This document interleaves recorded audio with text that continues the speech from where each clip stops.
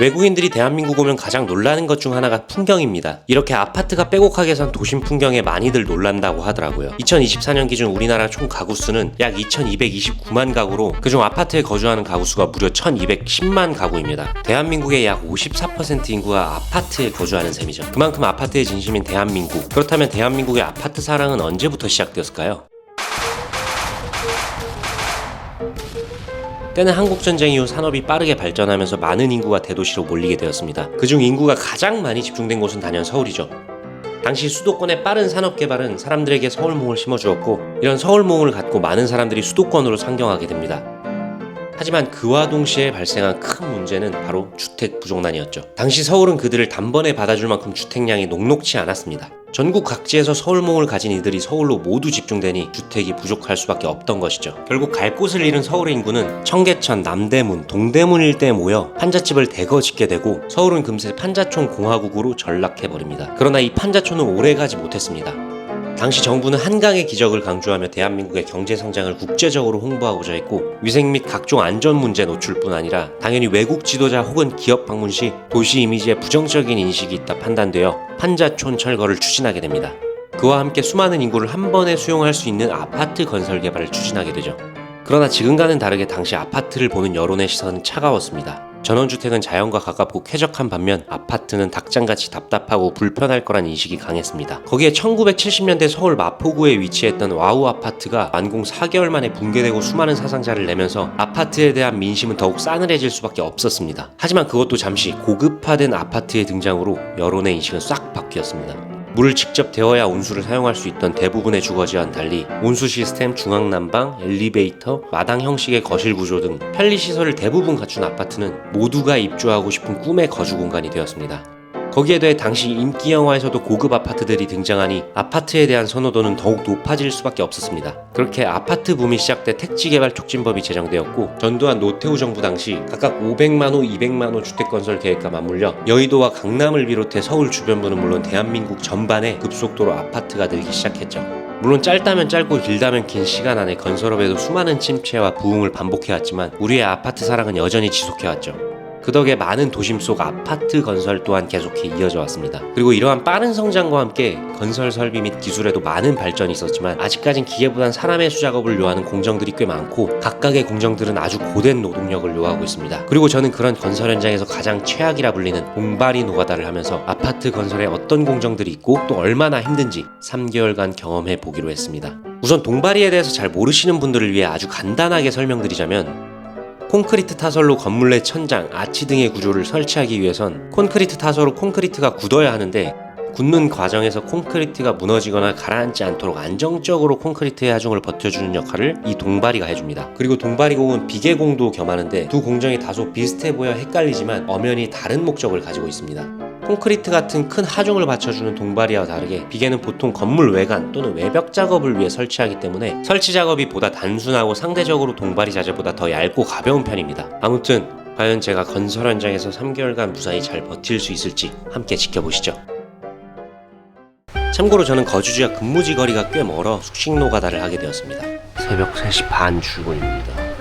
아무래도 날씨가 아주 더운 때라 그런지 새벽 5시까지 출근해서 가장 더워지는 오후 2시에 퇴근을 하더라고요. 그리고 매일같이 근무지로 출발하기 전 사무실에서 여름철 현장 필수템을 챙겨 통근 차량을 타고 현장으로 향합니다. 숙식처가 용인이고 현장이 천안이라 40-50분가량 걸려 현장에 도착하는데, 도착해서 바로 현장에 투입하는 게 아니라 대부분의 건설 현장은 사고 예방을 위해서 국민체조와 TBM을 마친 후에서야 현장으로 투입됩니다. 여담이지만 TBM을 하면서 꽤 놀라웠던 사실은 외국인 근로자가 정말 많았습니다. 외국인 근로자가 대폭 늘었다는 건 알고 있었지만 대충 봐도 외국인 비율이 60-70% 정도 되어 보였습니다. 아무튼 그렇게 현장에 투입해 작업을 시작합니다. 일을 시작한 지 얼마 안 된 초보자는 보통 저처럼 수평대 설치나 자재를 세팅하는 간단한 일들을 주로 하고, 어느 정도 일에 익숙해지면 발판, 멍에 설치 및 지죽 굽기 등 난이도가 높은 작업을 하게 됩니다. 아무튼 이렇게 오전 일을 하다 보면 어느새 아침 식사 시간이 됩니다. 밥 먹으러 갑시다. 아무래도 대기업 현장이라 그런지 밥은 꽤 맛있는 편이었습니다. 그렇게 아침 식사를 마치면 오전 작업을 이어가고, 참고로 이 형님과 정말 가까워질 수밖에 없던 게 숙소 룸메이트일 뿐만 아니라 반장님께서 업무를 지시하실 때 저와 룸메 형님을 항상 붙여놓으시기도 하고, 가장 중요한 건 정말 재밌으시고 정말 좋으신 분입니다. 그리고 신기한 건 저도 대학생 때 노가다 현장을 이곳저곳 다녀봤지만 이 팀처럼 좋은 분들만 계신 곳은 단 한 번도 본 적이 없거든요. 다들 아시겠지만 건설 현장 일이 전반적으로 정말 위험천만하고 고된 일인데 사람까지 잘못 만나면 버티기 힘들거든요. 그런데 저는 다행히도 팀을 아주 잘 만났습니다. 아무튼 현장 일과는 이렇게 진행되고 저는 상부 멍에가 고정되도록 세기를 받거나 동발이 위에서 작업할 타 공정 작업자들의 안전을 위해 빈 곳에 발판도 설치하고 난간대도 설치하다 보니 이 동발이라는 작업이 단순히 콘크리트 하중을 받쳐주는 것만이 아닌 타공정 근로자들이 더 안전하게 작업할 수 있도록 하는 공정이기도 하더라고요. 여러모로 봤을 때 과거에 비해 안전 준수에 대한 인식 수준이 확실히 높아졌다는 걸 느꼈습니다. 그리고 이 동발이 외에도 아파트 건설 현장에는 정말 다양하고 세분화된 공정들이 많이 존재하는데 그중 가장 중요한 공정들이 구조물의 강도와 내구성에 직접적인 영향을 미치는 철근 공정, 콘크리트를 고르게 굳히는 역할을 하는 형틀 공정, 건물 전반의 구조와 형태, 안전, 강도 등을 좌우하는 콘크리트 타설 공정, 이 세 가지 공정이 가장 중요하다고 볼 수 있습니다. 다른 공정도 다 중요하지만 왜 이 세 가지 공정이 가장 중요하냐면 근본적으로 아파트의 구조적인 안전성과 내구성을 결정하는 공정이 이 세 가지 공정입니다. 그리고 이 세 가지 공정은 서로 유기적으로 연결되기 때문에 어느 하나라도 빠지거나 조금이라도 잘못되면 과거 순살 아파트라 불리는 부실 건물처럼 건물의 안정성에 치명적일 수 있죠. 그러다 보니 현장에서 작업자가 가장 많이 투입되는 공정이 철근과 형틀 목수입니다. 콘크리트 타설은 주로 이런 대형 설비가 하기 때문에 철근과 형틀 공정에 비하면 상대적으로 작업자가 적지만 아주 중요한 공정이죠. 아무튼 이 일을 하는 동안 땀을 너무 많이 흘려서 온몸에 극심한 지가나 일을 못할 지경까지 오기도 하고 우천시에 보통 작업을 하지 않지만 너무 많이 쏟아지지 않는 이상 현장에 쉬는 날을 제외하고는 전천후로 현장에 나갔습니다. 당연히 위험한 건 알지만 콘텐츠 비용을 바짝 벌려고 온 제 입장에선 좋은 거지라고 생각했습니다. 그런데 일하다가 현장에서 다쳤습니다. 그것도 아주 어처구니 없게 말이죠. 수평대를 드러나르는 과정에서 수평대 하나가 발 위로 떨어졌는데 정확히 제 새끼발가락을 강타했습니다. 하필 또 제 새끼발가락만 안전하에 단단한 부분에 보호되지 않고 있었더라고요. 잠시 아파다가 작업을 계속 이어갔습니다. 어딜 가든 현장 일을 해보신 분들이라면 아실 테지만 크고 작은 부딪힘이 잦다 보니 어느 정도 통증이 있다가 참을만 하면 그냥 작업을 이어가거든요. 그래서 저도 일을 이어갔는데 일을 하면 할수록 걷기가 힘들 정도로 통증이 심해지더라고요. 그래서 뭔가 잘못됐다 싶어 오전 일을 마침과 동시에 현장에 보고하고 병원에 가서 진찰을 받아보니 새끼발가락이 골절되었더라고요. 핀을 박아야 차후 후유증이 덜하다고 해서 핀 박는 수술을 진행했고 잠시 병원에 입원해 있다가 지금은 퇴원을 해서 안치될 때까지 집에서 요양하면서 통원을 다녀야겠더라고요. 다행인 건 걷는데 크게 문제가 되지는 않고 너무 무리하지만 않으면 괜찮은 것 같더라고요. 그리고 현장에서 다치면 가장 중요한 부분이 산재 처리를 할지 공상 처리를 할지가 가장 중요한데 얼만큼 다쳤냐에 따라서 달라지긴 하지만 보통은 산재로 하는 게 나아요. 또 제가 알기로는 불과 몇 년 전까지만 해도 꽤 많은 현장에서 산재 처리하는 걸 되게 꺼려하는 흐름이었는데 요즘은 근로자 복지나 처우에 대해서 많이 개선되는 추세다 보니까 다행히도 수월하게 산재 처리를 하기로 결정했습니다.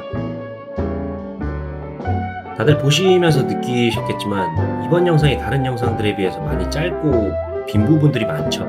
이 부분은 제가 커뮤니티에 공지해드렸듯이 생계나 제작비 마련 명목으로 갔고 사실 처음 갈 때에도 영상을 찍을 생각을 안 했습니다. 막무강렬다운 콘텐츠를 만들어 보겠다 말씀을 드리긴 했는데 과연 막무강렬히 노가다를 하는 게 콘텐츠적으로 시청자분들에게 재미를 줄 수 있나? 라고 스스로한테 물어봤을 때 그게 아닌 것 같더라고요. 물론 재미의 여부는 시청자분들이 판단하시는 거지만 애초에 제가 직업 체험하면서 그 직업을 소개하는 채널이 아니기도 하고 현장에서 먼저 저를 부른 것도 아니니까 진짜 너무 덥고 다들 땀 뻘뻘 흘리면서 일하시는데 제가 막 일하면서 촬영하고 왔다 갔다 하는 게 민폐겠더라고요.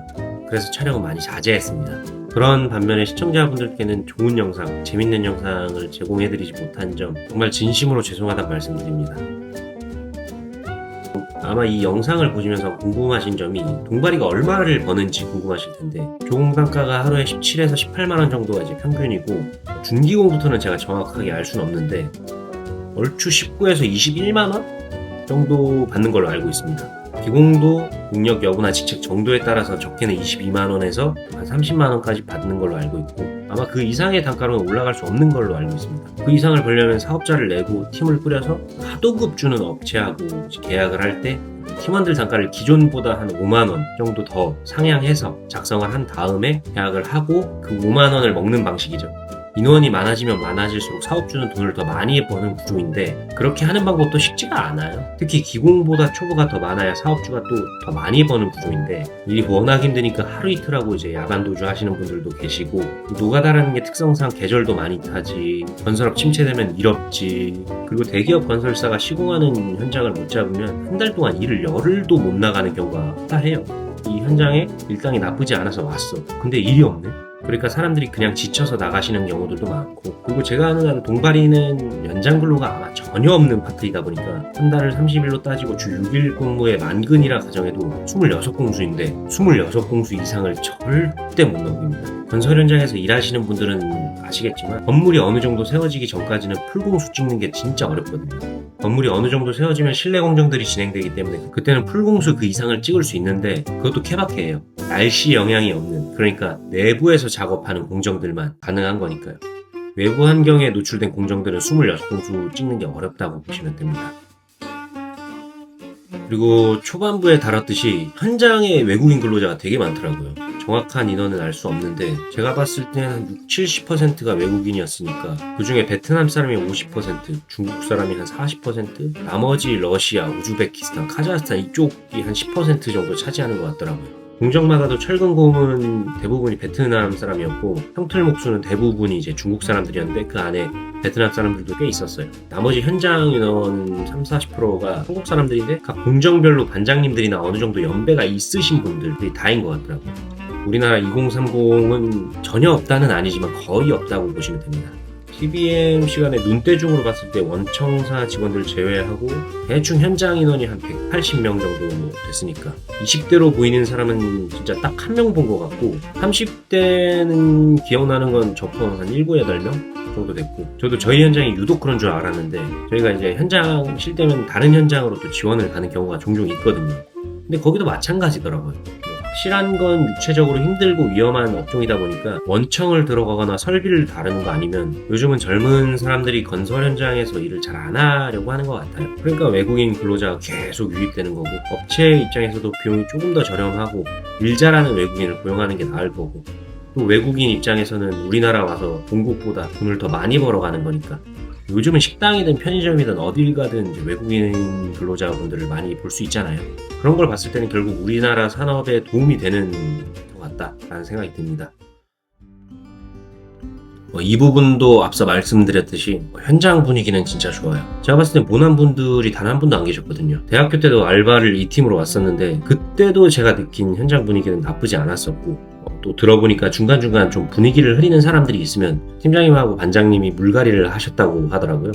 그리고 이제 팀원분들이 어느 정도로 좋은 분들이냐면 저는 그냥 잠깐 왔다가 가는 알바잖아요. 근데 제가 다치고 일을 못하게 되면서 서울로 다시 올라가기 전에 반장님하고 룸메 형님, 일하면서 친해진 형님들이 송별회 같은 이제 회식 자리를 마련해 주시더라고요. 그 부분에 대해서 되게 감사하기도 했고 또 제가 뭐라고 민망스럽기도 했고 또 크게 감동을 했죠. 그리고 회식 자리 끝나고서도 귀가하면서 이제 작별 인사 중에 형님들이 다들 하시는 말씀이 아무리 돈이 급해도 여기는 오지 말아라 이렇게 말씀을 하시더라고요. 거기에서 그분들에게 진심을 느낀 거죠. 룸메 형님은 그냥 말할 것도 없이 베스트 프렌드 됐고 같이 코노도 한번 가보기도 하고 심지어 서울로 동문항까지 오시기도 하셨고 추석 끝날 쯤에는 저 보고 싶다고 서울 오셔가지고 맛있는 것도 사주시더라고요.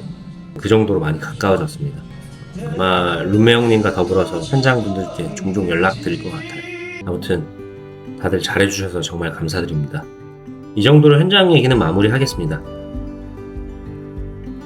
마지막으로 시청자분들께 제가 드릴 말씀이 그동안 제가 시청자분들께 도전 콘텐츠로 이제 다가가서 그걸 또 좋아해 주셨는데 아무래도 지금 상태로는 도전 콘텐츠를 진행하기는 어려울 것 같더라고요. 잠시 쉬겠다, 그만하겠다 그런 말씀을 드리는 건 아니고 이번을 계기로 조금 더 다양한 콘텐츠를 선보여야겠다는 생각이 들더라고요. 도전적인 요소도 중요하지만 그 외에도 다양한 주제나 내용들을 다루면서 더 풍성하고 또 의미 있는 콘텐츠를 만들어 보려고 하는데 그게 잘 될지는 모르겠네요. 더디더라도 앞으로도 유튜브는 계속 할 거고 변화와 성장을 거듭하면서 더 다양한 모습으로 찾아뵐 테니까 잘 부탁드리겠습니다. 그리고 마지막으로 저의 도전에 또 여정에 함께 해주셔서 정말 감사드리고 조만간 더 나은 콘텐츠로 찾아뵙도록 하겠습니다. 그럼 이만. 맨날 망우강렬